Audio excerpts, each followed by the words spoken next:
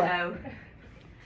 She said she Yeah, felt better. it's 7 days until it's out of your system, is what I heard. Not my doctor said. 24 hours after fever. There we go. Thank you. Y'all aren't doctors.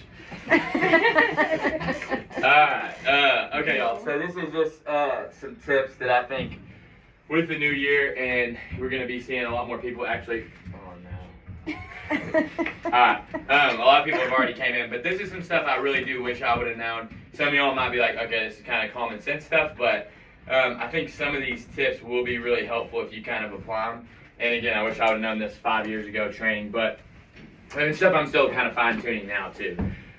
So the first part is assessments. I know all y'all, we've kind of went over the assessment, and we've taken everyone through how we run an assessment and stuff like that. Remember, I'm not a stickler as far as like what you have to say, because at Golds, they had us like a certain thing we had to say for a while, and it didn't really work that well because we're not robots, and if you read it off that way, then it comes across that way to the client or the person that you're doing the assessment on. So I do want you to definitely take it and make it your own, but at the same part of that or point, a lot of those questions are really important, as far as those questions will give you everything you need to know.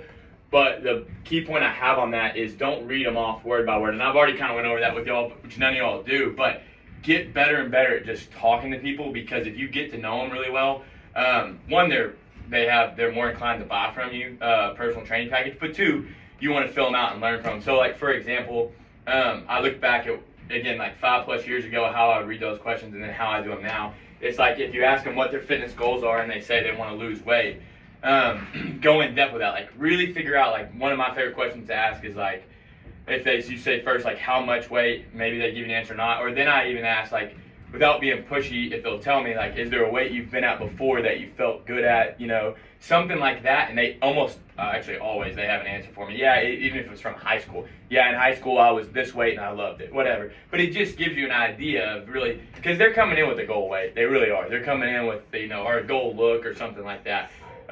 So that's what you got to find out, like, even if it's more like, if you're more like the bodybuilding type and you're kind of figuring out what they want to grow more versus what they're not, because that's the main part. I talked about this last meeting, and I'll keep saying it over and over, but when I went to one of the certification and I listened to a strength and speed coach talk, he just kept repeating over and over, the goal is the goal. And that's what he was really just saying, that like, no matter what, you can set little goals for them, and we're going to get into that. But at the end of the day, like, if you want to keep them your client, and then if you want them to train with you years from now, which we'll get into that as well, even after you hit that goal, you have to get them to their goal, because that's what keeps people happy, right? That's that value we keep talking about. So no matter what, like, if they want to lose weight, but you think they need to reset their metabolism, which isn't a real thing, but anyway, if you think they need to bump up calories or something first, you have to get them to their goal, and then you can do that stuff. But or they won't stay with it, and that's just the truth. So the goal is the goal. And then, so after you figure out their goal, so when you're doing assessment, get really, really good at figuring out their goal. That's all I'm getting at. Once you get that, then your job is to educate and tell them how you're going to get them to that goal. Again, it is your own assessment, so I don't care if you want to go, let's use Chris, say he wants to go out to the gym and show them what hard sets look like or whatever. I don't care. But you have to show them how you're going to get them to their goal. Me, what I like to do, and again, I want you to make it your own, but I really like to give them a lot of information about how I would get them there, a little more in depth. I'm not using crazy words like trying to confuse them, but at the same time, I'm definitely talking about stuff they know nothing about. Most people don't know what macros are, calories, all that kind of stuff. I mean, stuff that we definitely know. A lot of them don't, okay? So once you kind of really line that all up, hey, you need to hit this amount of, they're like, wait, how do I track that? What is that? And then that, but going into that too, shows them you care, shows you're just trying to help them. You're not trying to, we are obviously trying to make a sell, but we're not trying to sell them. Like, my big deal is I want to try to help them as much as possible, give them all the tools, and then a lot of time at the end, then they're like, oh shoot, I don't know enough to get me there. This guy keeps saying he's going to get me there. I did one pretty recent, wasn't trying to get a client out of it, it was just a nutrition assessment, and ended up pitching it to somebody else, but it was like handed on a silver platter pretty much. He didn't want training, but once we kind of were asking all the questions, I kept finding myself saying, we're going to do this. I'm going to get you there by doing this. So I was already saying, like, I'm going to train him without, asking the question. And then by the end, he's like, yeah, let's do it. I didn't even really have to ask the question. I do think if they don't say it, you do need to ask, is this something you're interested in? Because if you don't ask the question, I did that a lot too back in the day, and they would get up and it would be awkward. You could tell they kind of wanted to, but anyway, if I was too scared to ask, and they're like, all right, well, see you later. But even if you really help them a lot, I will say, and you build that relationship with them, then you can see them in the gym, say, what's up, so-and-so, and kind of talk to them there. A lot of times they did come back and train if you really help them a lot and they saw the value in it. But the main thing is, again, really tell them how you're going to get them there, and talk it up like as you were their trainer, and a lot of times they will train with you. So fine-tune that, and then once you get them, I think this is what the meeting's more about today, then we have retention rate. So when we talk about retention, I'm just going to use some of my stats just because that's just the way I can relate here. But I've had some clients stay with me 2+ years.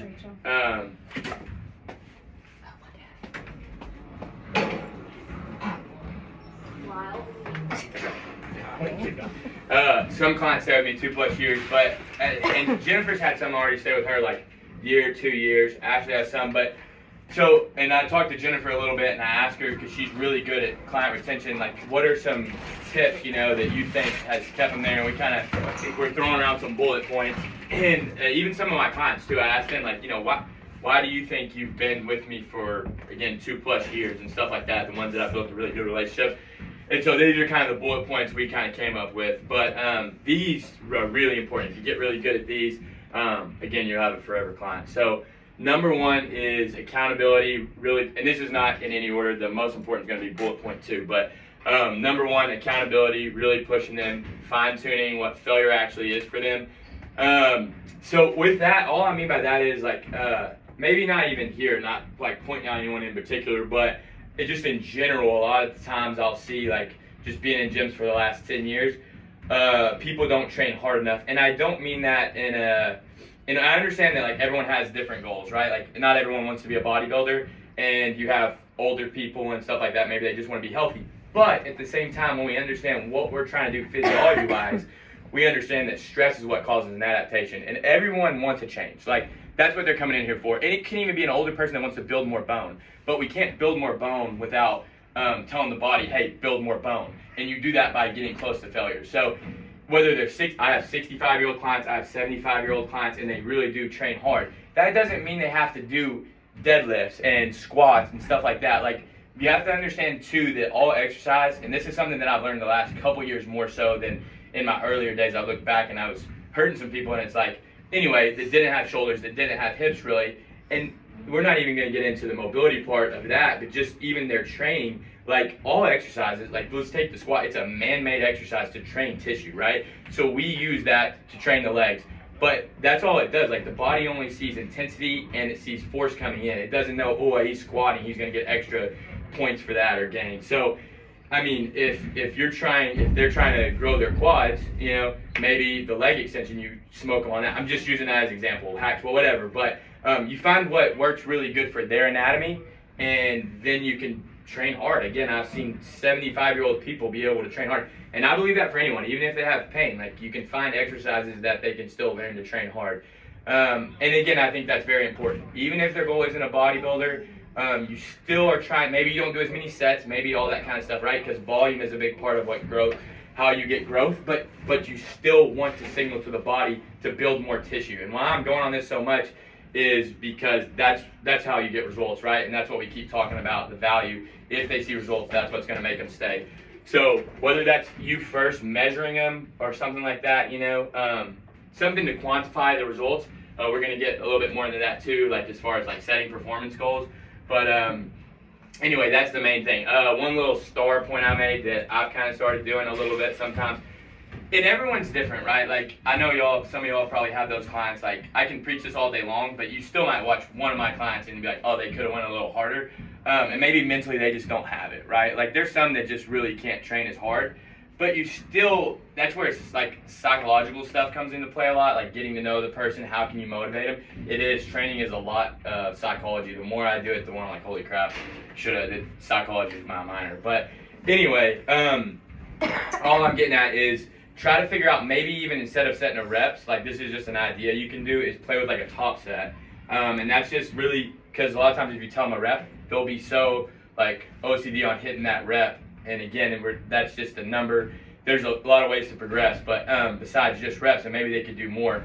So maybe you just tell them go, and you kind of push them a little bit, whatever, find what motivates them, and do a top set, and then write that down, and then you kind of got a good gauge off of what they can do, and then go from there. But that's something I've played with recently, and just kind of one more. You'd be surprised sometimes then they squeeze out like 8 more reps, and then again, we know 3 to 4 reps shy of failure. If I'm not close to that, I'm really not. The cells aren't communicating to the other cells like, hey, lay down more tissue. And again, no matter what your goals are, that is a little bit of what everyone wants. They want the body to build more bone, build more tendon, ligament type stuff, muscle type stuff, all of it. All right, bullet point 2. This one is probably the most important, is getting them to their goals. So that's what we've been saying. So let's go on that a little bit more. And so I have some examples here. So let's say that you have someone that comes in with a big long-term goal, okay? So like, for example, I had Tyler, I'll use him as an example. He came in and he wanted me, like his goal was, he said he wanted to fix his back pain, okay? I'm not a doctor. Pain, when we talk about pain, it's so complex.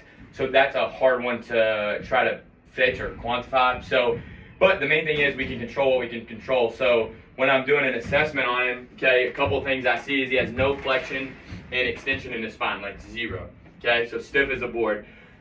So again, his goal was the back pain, but instead of me keep asking, are you feeling better? Are you feeling better? And stuff like that, I went for, is he moving better?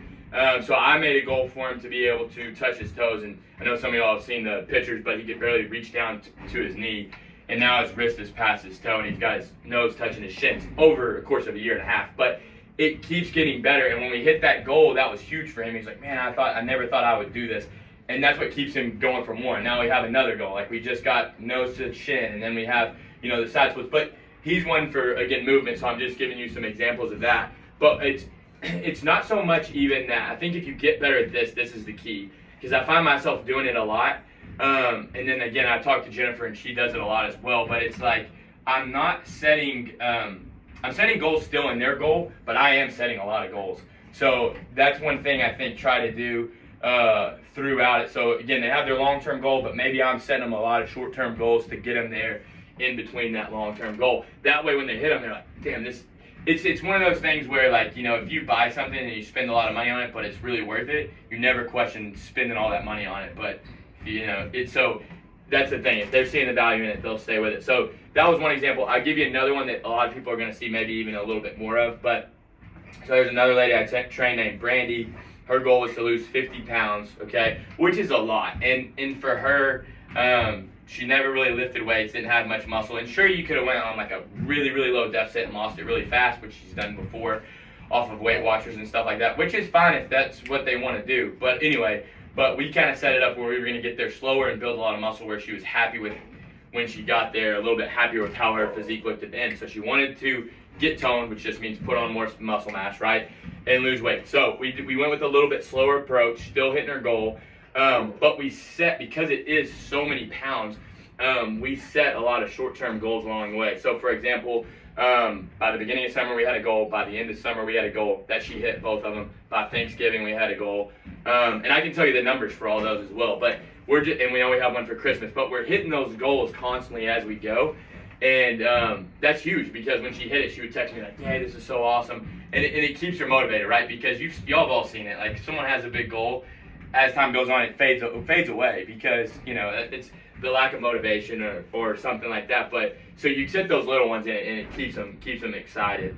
So that's one. But with her too, another one that is big, like she just hit one this week actually. Need to make a post on it, but and she was super pumped about it. So the next one would be like a performance goal. So for example, when she started, she could barely RDL like 10 pounds on there. So I set a goal of 135. This is over months, but we keep chipping away at it. I'm telling her what she's doing each month. I'm kind of reading her progress off. And then she hits it, 135 for 6 to 8 reps. And that was a pretty cool goal. She threw her back out doing RDLs when we first started, when we kind of loaded the bar a little heavier and kind of pulled a muscle. And so my thought process, instead of, because the spine rounded a little bit at the bottom, she's still learning the form, instead of being like, oh my gosh, don't round your spine. Now, sure, when she has a lot more weight, we're trying to technically load the hips because that's the tissue we're trying to train, so we don't want to load the spine as much. But I told her, like, even with it rounding a little bit, it should be able to be okay. So we need to build that up. So we need to bump that capacity up. So we started with Jefferson curls where she could barely do 25 pounds. And immediately I set a goal, hey, we're going to get up to where we can do a 100-pound Jefferson curl. That way, if your spine ever does round, it's seen that force, and so it's going to be resilient and used to that load coming in. Explain that, and so that's another thing. Like, always talk to them and educate them. So I'm constantly like explaining stuff. And then the other day, she just real like 100-pound Jefferson curl, which is pretty sweet. That means like spine rounding on purpose with 100 pounds of load, vertebrae by vertebrae. So it bumps up that resiliency. But all I'm getting at is that was a goal we set, and she was super pumped when she hit it because that's been over the course of 5 months or something like that. So anyway, you're always setting these short-term goals to keep them motivated. I think if that's something you're not doing, that's going to be something that's really going to help you out a lot. As far as to keep them for a long time. Another reason why I'm kind of going over this, I've talked to some trainers, and they'll sometimes say stuff like, and just in general, I've had some say like, yeah, I taught them everything they needed to know in like 4 weeks, and they're good. So now they can kind of train on their own. I taught them enough. And the thing is, I get what they're saying. Like, they taught them like the basics on how to train hard and showed them some lifts, but there really is so much more to it. Like, if you want to keep a job, if you want this to be your full-time job, or just have clients that stay with you, you have to do all this stuff and keep them. This is how you keep them. Otherwise, because I could do that too. I could like show them some stuff and then be like, all right, hey, I think you're good on their own. And sure, like they're okay on their own. But the value, if you do all this, again, it keeps them wanting to do it. And really and truly, if you ask, in my opinion, is there's no way in hell you can show them how to do everything in a month, 2 months, 6 months, really even a year, because you should constantly be learning. And if you're constantly learning, you're showing them all that stuff, right? Like that you've learned and all that kind of stuff. Like I just taught Brandy, I'll use her as another example just because it's right there, but what cluster sets are, and we've been training for 10 months. And anyway, she's kind of hit a wall, and that's a good way to bump up strength. So anyway, that's something we just started doing. But obviously, she would have no idea what those are, right? And they're working well for her. So the third bullet point, I've already kind of bled into the second one, but is just educate the client. This is something like I've heard. I'll give Kirk a compliment too. I know he's not here, but if he does watch this video, I didn't set in on one of the sessions, but I was working out by him when he was training someone. And anyway, I usually don't wear headphones. I was not really trying to listen, but I could hear some stuff. But I will give him props. Like in between every set, he was doing a really good job at educating. He was doing more of the bodybuilding, but telling them why he was doing this movement for the chest. They love that stuff, and they don't know that stuff. And that's where the passion, and Jennifer does a great job of that too. I'm sure all y'all do. I just kind of sat down and talked to her a little bit about, like, again, why she thinks they keep coming back. And that was one thing she really said is constantly educating them on what they're doing, but also setting the goals for the future and then educating them on how she's going to get them to those goals in the long run. But I think that all comes down to continuing education and passion. And so if I think about like the last 10 years, I've learned more the last 5, and that's because I've got a little bit more serious with the continuing education stuff. Y'all, that's a lot of things. It doesn't necessarily mean certs. I mean, certs is one. You have podcasts, right? There's so many podcasts out there. Find someone that's a credible source that you like. Podcasts are great. Books, I've read a lot of books. I personally right now, like, I'll take a elite level coach off Instagram that I really like and DM them, and then we've been doing like FaceTime calls and stuff. A lot of them do Skype calls. I've done 3 Skype calls with different people in the last 6 months, and just pick their brains. I literally have like this bullet points, and then I'm taking notes. I like that. I reach out to them, and usually people will charge you and have a rate for that. All great ways to learn, right? I'm a big believer in practical experience too. I think that the more you do stuff, the more clients you've seen and stuff, you're just going to get better and better, and you kind of learn people. And anyway, but I'll take people that have been in the game a lot longer than me and really try to learn from them, some people that I think are credible sources. But that's one you can try as well. But pretty much just invest in yourself and you won't regret it. Like, that's the main thing. If y'all can always kind of keep learning, that's the whole summary of this. Like, then those clients will keep training. I wrote down, and something I always say is, as kind of a joke, being silly, but so I grew up mowing my parents' yard. That was like our big chore, and we have a bunch of land anyway. And then, so I've always mowed and stuff. But here recently, this year, I got someone to mow our yard, Not because I can't mow it, right? I have a mower, I have a weed eater, but I just didn't want to do it anymore. And I saw the value in someone else doing it, and then it was less of my time having to do that, right? So I got to spend it with my kids on the weekend. It's the same thing as far as like, they don't want to learn this stuff, right? Like, they're not going to be Googling cluster sets or stuff like that is all I'm getting at. So as long as you're doing that and you're talking to them and educating them and setting these goals and keeping it fresh, like, I promise you, they'll train with you for a long time because, again, results is what's going to motivate them. So that's why the goal is the goal thing. You'll keep hearing me say that. But the only other thing I really have, I guess, is tools in the toolbox. And this is something I can still get a lot better at. I'm not sitting here saying, like, I know all the answers. I'm just kind of giving y'all tips over the last 10 years of training for me. But like one that I didn't do a couple of years ago that I've started messing with, and this is just an example. There's so many examples I could give, but I'm not a big like intermittent fasting guy as far as like I don't in an assessment introduce it or tell people that's what they should do. I don't think it's bad if you do because all of us all can agree. I've talked to all y'all and we're all on the same page as far as if someone wants to lose weight, they're in a deficit, right? If someone wants to gain weight, they're in a surplus. Pretty simple as far as that. But it's a tool. So I'll give you an example. And this is the kind of stuff, like, it really is a lot of psychology. And you just get better and better at it. But you only get better at it is by knowing the client and knowing when to do it and all this other stuff we've covered. But I'll use an example of a client here. And every client I can list, like, what their goals are and what we've hit. But this one, it would go back to Brandy here. But she's lost, like, now I think we're at 42 pounds, so we're close to that 50-pound goal, and it's been about 9 months. And again, we've set little goals, and I'd say about 2 months ago, you could just tell when she's talking with me, she's done. Like, she's about ready to be done with the diet. She's asking, like, what diet breaks are and stuff like that, which, again, is fine if the client wants to, but the results are, like, a pound a week, you know, which is still good. I kept trying to tell her that's really good, but I could tell, like, it's not working. Like, she's about to give it up, and I want her to get to that goal. So the one thing I said was, I was like, hey, you know, you're in a deficit because you are losing on average each month, but it's not a very big one. So I said, what if we just try this? There's no magic in it, so I educated her on it. But I said, what if just on Wednesday, the day we don't train, you fast all day? All right? And because she would say, like, say she was supposed to eat 1,500 calories. She said she was snacking a little bit at night, and it was up a little bit higher than that. So anyway, just a tool that I threw in there. And I kind of knew what I was doing, like, it wasn't magic in that, but I thought she would see a really low weigh-in, right? Because carbs hold water and all that, so it's even going to be lower. And then maybe that motivates her, and then the other day she quit snacking and even eats less. So it's pretty cool. But she lost like 5-6 pounds. And then, which again, some of that obviously is going to be water weight. But guess what that did? It put a spark and motivated her. Well, then her other day, she was like solid and on point. So she lost a lot of weight that week average. But then the next week, she was just like solid. Through the weekend, she was solid. And it was just that spark she needed. Anyway, and then we kept doing it. And then it's just been like now 3 pounds a week. So anyway, but it motivated her to keep going. And that's just, again, one example of just that little bitty tool in the toolbox when you need it. And that's what everything is, right, y'all? It's tools in the toolbox.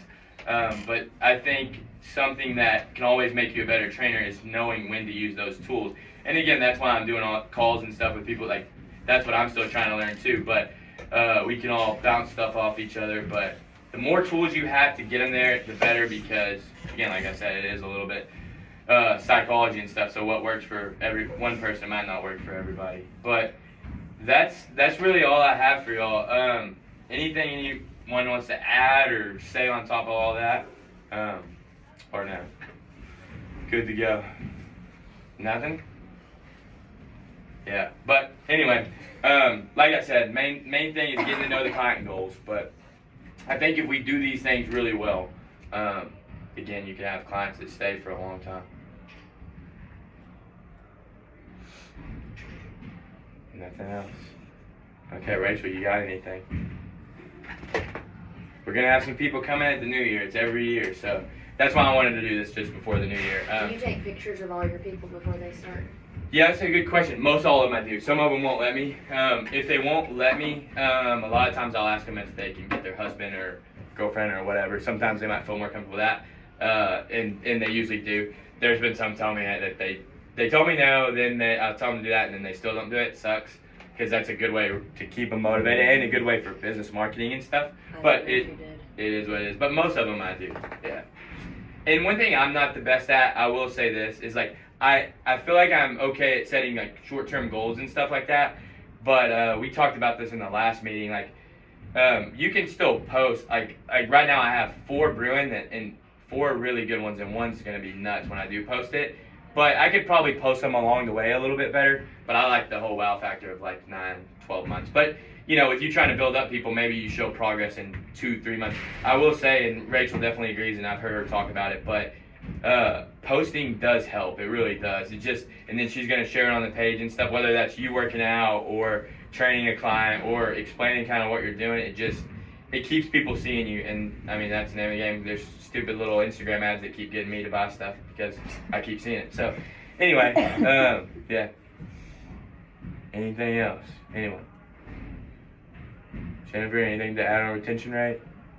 No? Covered it all? Okay. Alright, well, y'all are good to go. Merry Christmas.